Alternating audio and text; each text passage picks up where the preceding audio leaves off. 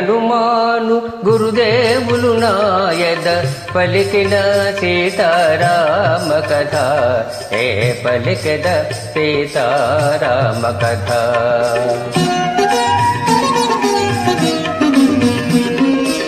సీత జాడగని మరలిన చాలదు, చేయవలసినది ఇంకను కలదు.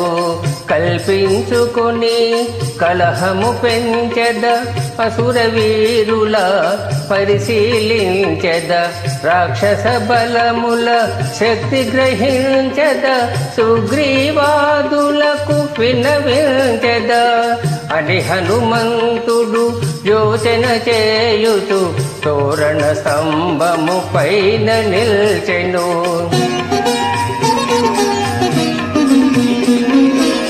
పద్మాకరముల పాడునరించి జలాశయముల గట్టులు త్రించి, ఫలవృక్షముల నేలను గూల్చి, ఉద్యానముల రూపును మాపి, ప్రాకారముల బ్రద్దలు చేసి, ద్వారబంధముల ధ్వంసము చేసి, సుందరమైన అశోకవనమును చిందర వందర చేసే మారుతి.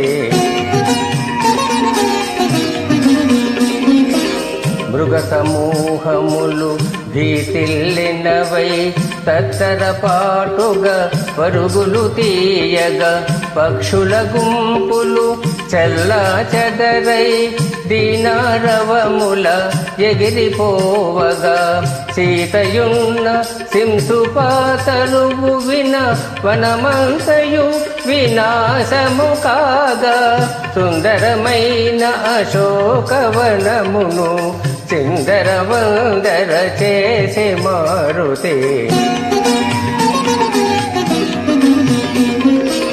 వనమున రేగిన ఘనులకు అదిరి, లంకావాసులు నిద్రలేచిరి. కావలియున్న రాక్షస వనితలు రావణు చేరి విన్నవించిరి. దశకంఠుడు మహోగ్రుడై పల్కె, వానరుని బట్టి దండింపుడనే. 80,000 కింకర వీరులు హనుమంతునిపై దాడి వెడలిరి. 80,000 కింకర వీరుల ఒక్క వానరుడు హతము చేసెను. ఈ వృత్తాంతము వినిన రావణుడు నిపులు గ్రక్కుచు గర్జన చేసెను. జంబుమాలిని తగిన బలము గొని ఆ వానరుని దండింపమనెను.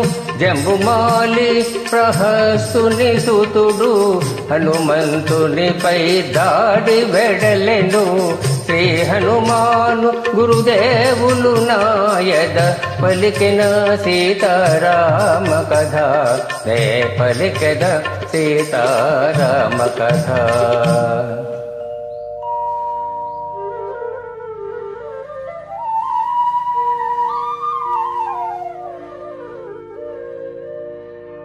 జంబుమాలిని సర్వసైన్యమును ఒక్క వానరుడు ఒక్కడగించెను.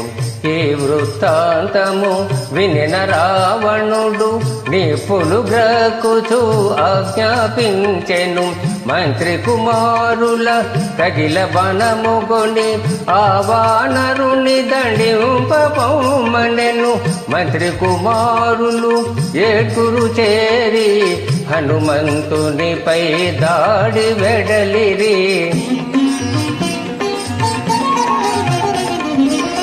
మంత్రి సుతులను సర్వసైన్యమును మారుతి త్రుటిలో సంహరించెను. ఎటు చూచినను మృతదేహములు, ఎటు పోయినను రక్తపుటేరులు. ఈ వృత్తాంతము వినిన రావణుడు కొంత తడవు యోచించి పల్కెను. సేనాపతులను తగిన బలము గొని ఆ వానరుని దండింప పొమ్మనెను. సేనాపతులను సర్వసైన్యమును పవన కుమారుడు నిర్మూలించెను. ఈ వృత్తాంతము వినిన రావణుడు నిశ్చేషితుడై పరివీక్షించెను.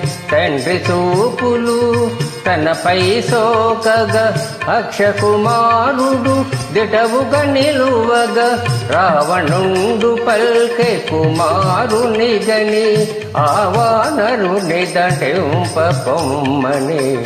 శ్రీ హనుమాను గురుదేవులు నాయద పలికిన సీతారామ కథ, నే పలికెద సీతారామ కథ.